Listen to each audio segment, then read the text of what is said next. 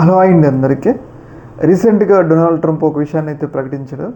Iran Israel మధ్య యుద్ధం ముగిసిపోయింది, అంటే ఈ రెండు దేశాల మధ్య సీజ్ ఫైర్ యుద్ధం ముగిసిపోయింది అని చెప్పేసి ఆయన ప్రకటించడం జరిగింది. అయితే ఈ యుద్ధంలో ఎవరు గెలిచారన్న ప్రశ్నలు అయితే చాలా పెద్ద ఎత్తున తలెత్తుతున్నాయి అన్నమాట. ముఖ్యంగా ఇజ్రాయెల్ యొక్క లక్ష్యం ఏంటి అంటే ఇరాన్లో ఉన్న అణుస్థావరాలని ధ్వంసం చేయడము అని చెప్పేసి ఇజ్రాయెల్ యొక్క లక్ష్యం అన్నమాట. ఆ లక్ష్యాన్ని అమెరికా సహాయంతో ఇజ్రాయెల్ చాలా చాకచక్యంగా పూర్తి చేసింది. ఎక్కడో లోన 60 మీటర్ల లోతులో ఉన్న బంకర్లో ఉన్న అణుస్థావరాలని ధ్వంసం చేయడం జరిగింది. ఒక రకంగా ఇజ్రాయెల్ తను అనుకున్న లక్ష్యాలను సాధించింది. అయితే ఇక్కడ ఇంకో కీలకమైన అంశం ఏంటి అంటే అందరూ అంటున్నది ఏంటంటే ఆల్రెడీ అక్కడ అణుస్థావరాల్లో ఉన్న యురేనియాన్ని ఇరాన్ వేరే ప్రదేశాలకి తరలించింది. ఇంత కష్టపడి ఇజ్రాయెల్ యుద్ధం చేసినా కానీ ఆ యుద్ధం ఫలితం అనేది ఇజ్రాయెల్కి దక్కలేదన్న ఒక అభిప్రాయం కూడా వ్యక్తమవుతుందన్నమాట. ఏదైతే అమెరికా దాదాపు కొన్ని వేల కిలోమీటర్ల నుంచి B-2 బాంబర్లు తీసుకొచ్చి ఇరాన్ అణుస్థావరాల మీద పెద్ద బాంబింగ్ చేసినా కానీ ఆల్రెడీ అక్కడ యురేనియం అనేది వేరే చోటకు తరలించినప్పుడు అక్కడ ఎంత పెద్ద బాంబింగ్ చేసినా కానీ యూజ్ లేదుగా అన్న ఒక అభిప్రాయం అయితే వ్యక్తమవుతుంది. ఇజ్రాయెల్ ఇంత యుద్ధం చేసినా కానీ వాళ్ళకి ఎలాంటి యూజ్ లేదన్న ఒక అభిప్రాయం అయితే వ్యక్తమవుతుంది.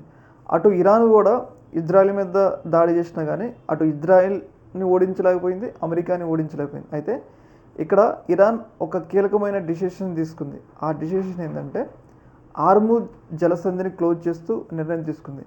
ఈ నిర్ణయం తీసుకున్న తర్వాతే ప్రపంచంలో ఉన్న దేశాలన్నీ కూడా, ముఖ్యంగా సౌదీ కానీ అలాగే UAE కానీ మనం చూసుకున్నట్లయితే చైనా కానీ రష్యా కానీ అన్ని దేశాలు కూడా ఇజ్రాయెల్ మీద అలాగే అమెరికా మీద ఒత్తిడి తీసుకొచ్చినాయి. మీరు ఈ హార్ముజ్ జలసంధి ఈ యుద్ధం ఇలాగే కొనసాగితే అది ప్రపంచ యుద్ధం వైపు వెళ్తుంది, అటు చైనా జాయిన్ అవుతుంది, రష్యా జాయిన్ అవుతుంది, ప్రపంచ వినాశనం వైపు వెళ్తుంది అని చెప్పేసి ఒక అవగాహన అన్ని దేశాలు కలిపి ట్రంప్కి హితబోధ చేసినాయి. యుద్ధం ఇజ్రాయెల్ మీద ఒత్తిడి తీసుకొచ్చి ఈ యుద్ధాన్ని ఆపాలంటే ప్రస్తుతానికైతే యుద్ధం అయితే ఆగిపోయిందనమాట. అయితే ఈ యుద్ధం అనేది ఇజ్రాయెల్ ఒక లక్ష్యంతో చేసింది, అణ్వాయుధాలు తయారు చేయకూడదు ఇరాన్ అని చెప్పేసి. కాకపోతే ఆ అణ్వాయుధాలు తయారు చేస్తే యురేనియాన్ని ఇరాన్ వేరే ప్లేస్కి తరలించిందనమాట.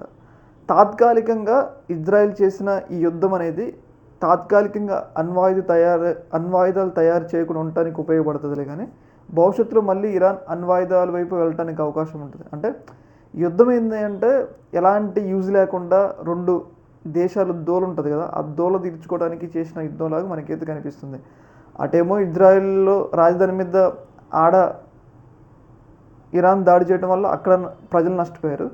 ఇక్కడ టెహరాన్లో ఇరాన్ రాజధాని టెహరాన్లో దాడి చేయడం వల్ల ఇక్కడ ప్రజలు చాలామంది చనిపోయారు అనమాట. అంటే ఎలాంటి లాభం లేకుండా యుద్ధం ముగిసిపోయింది అని చెప్పేసి మనకి అర్థం చేసుకోవచ్చు. కాకపోతే ఇరాన్కి సంబంధించిన ఏదైతే అణుస్థావరాలు అవి మాత్రం ధ్వంసం అయితే చేశారు. కాకపోతే యురేనియాన్ని మాత్రం వేరే ప్లేస్కి తరలించారు. నిజంగా ఏదైతే యురేనియం అక్కడ ఉన్నట్లయితే ఈ పాటికి పెద్ద ఎత్తున రేడియేషన్ లీక్ కావాలి. అయితే రేడియేషన్ లీక్ కాలేదు కాబట్టి అక్కడ యురేనియం లేదు. అంటే ఇజ్రాయెల్ అన్న తప్పు చెప్పిందా లేకపోతే ఇరాన్ అక్కడ రేడియేషన్ని అంటే అక్కడ యురేనియాన్ని వేరే ప్లేస్కి తరలించిందా అనేది మనకేదో తెలియాలి. కాకపోతే ఎలాంటి యూజ్ లేకుండా రెండు దేశాలు 12 రోజుల పాటు తీవ్రస్థాయిలో కొట్టుకొని, అంటే తీవ్రస్థాయి ఘర్షణ పడి ఎలాంటి లాభం లేకుండా యుద్ధం ముగిసిపోయిందని చెప్పేసి మనకైతే అర్థమవుతుంది అనమాట. ఈ యొక్క అంశంలో మీ యొక్క అభిప్రాయాన్ని కింద కామెంట్లు తెలియజేయండి. Okay, thank you.